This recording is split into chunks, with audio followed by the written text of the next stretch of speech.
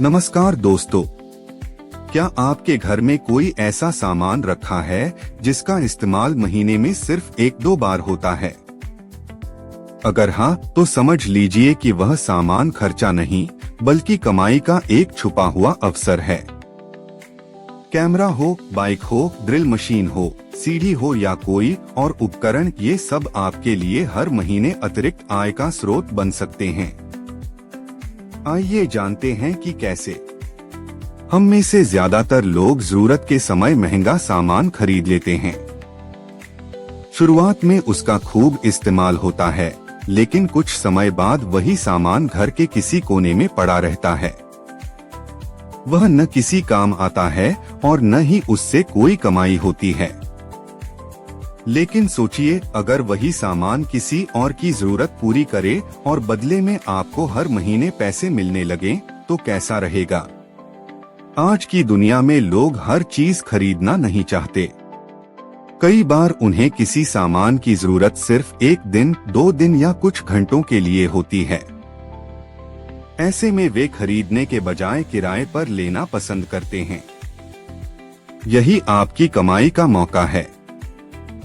मान लीजिए आपके पास एक अच्छी कैमरा किट है।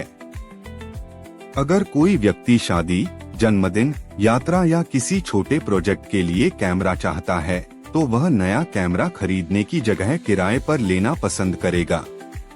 आप उससे प्रतिदिन किराया लेकर अच्छी कमाई कर सकते हैं। अगर आपके पास मोटरसाइकिल है और वह हर समय इस्तेमाल में नहीं रहती, तो आप उसे नियमों और सुरक्षा का ध्यान रखते हुए किराए पर दे सकते हैं।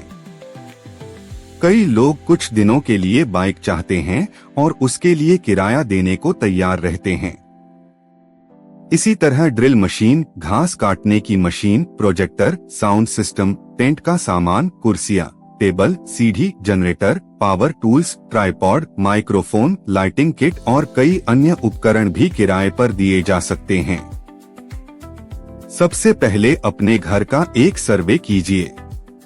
ऐसी कौन कौन सी चीजें हैं जिनका इस्तेमाल बहुत कम होता है? उनकी एक सूची बनाइए। फिर सोचिए कि क्या दूसरे लोगों को उनकी जरूरत पड़ सकती है। जब आप किराए पर सामान देना शुरू करें, तो कुछ बातों का विशेष ध्यान रखें। पहली बात, सामान हमेशा अच्छी स्थिति में होना चाहिए। साफ सुथरा और सही तरीके से काम करने वाला सामान ही लोगों का भरोसा जीतता है। दूसरी बात, किराए की स्पष्ट शर्तें तय करें। कितने घंटे या कितने दिन का किराया होगा, देर से लौटाने पर क्या शुल्क लगेगा और सामान खराब होने की स्थिति में क्या नियम होंगे, यह पहले ही बता दें। तीसरी बात, सामान देने से पहले उसकी फोटो और वीडियो अपने पास रखें। इससे भविष्य में किसी विवाद की स्थिति में आपके पास प्रमाण रहेगा। चौथी बात, जहां संभव हो वहां पहचान पत्र लेकर ही सामान दें।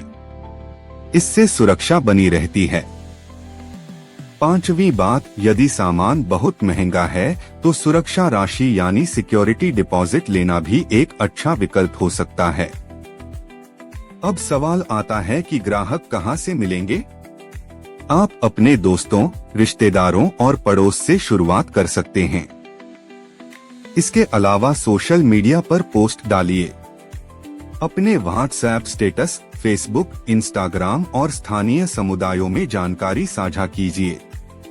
आप चाहें तो स्थानीय दुकानों, फोटोग्राफरों, इवेंट आयोजकों, कॉलेज के छात्रों और छोटे व्यवसायों से भी संपर्क कर सकते हैं।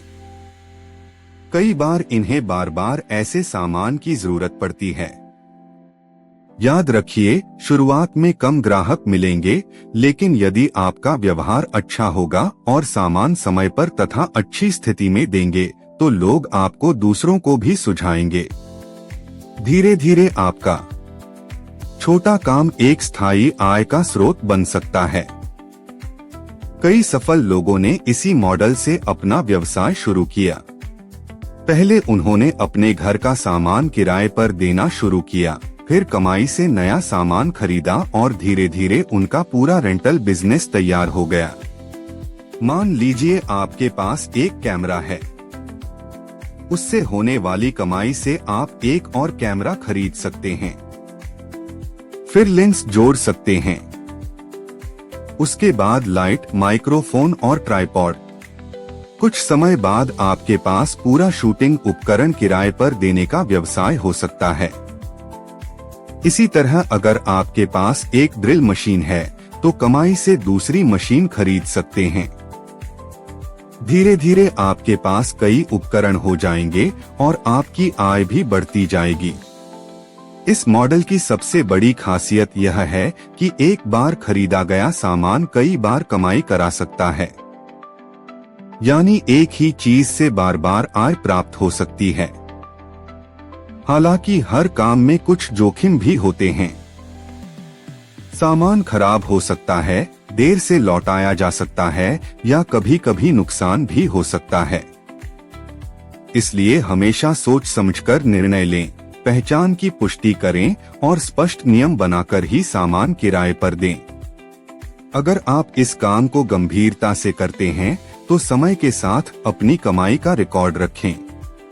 कौन सा सामान सबसे ज्यादा किराए पर जाता है, किस मौसम में ज्यादा मांग रहती है और किस चीज से सबसे अधिक लाभ मिलता है, इसका हिसाब रखें। इससे आपको आगे निवेश करने में मदद मिलेगी। याद रखिए, अतिरिक्त आय कमाने का मतलब हमेशा नया व्यवसाय शुरू करना नहीं होता। कई बार आपके पास पहले से मौजूद संसाधन ही आपकी कमाई का सबसे अच्छा साधन बन सकते हैं। इसलिए आज ही अपने घर के आसपास नजर डालिए। जो सामान धूल खा रहा है वही आपकी अगली कमाई का जरिया बन सकता है। सही योजना, ईमानदारी और जिम्मेदारी के साथ किया गया छोटा प्रयास भविष्य में बड़ी आय में बदल सकता है। समापन। अगर आपको यह जानकारी उपयोगी लगी तो इसे अपने दोस्तों और परिवार के साथ जरूर साझा करें। हो सकता है उनके घर में भी ऐसा कोई सामान पड़ा हो जो हर महीने अतिरिक्त कमाई का साधन बन सकता है। याद रखिए, समझदारी सिर्फ पैसे बचाने में नहीं बल्कि अपनी चीजों से कमाई करने में भी होती है। हमारे चैनल पर न हवाई बातें होती हैं, न फालतू का ज्ञान। यहाँ सिर्फ वही जानकारी मिलेगी जो सच में आपके काम आए। अगर आप नई स्किल सीखना चाहते हैं, अपनी कमाई बढ़ाना चाहते हैं और ऑनलाइन या ऑफलाइन बेहतर अवसर तलाश रहे हैं, तो यह चैनल आपके लिए है।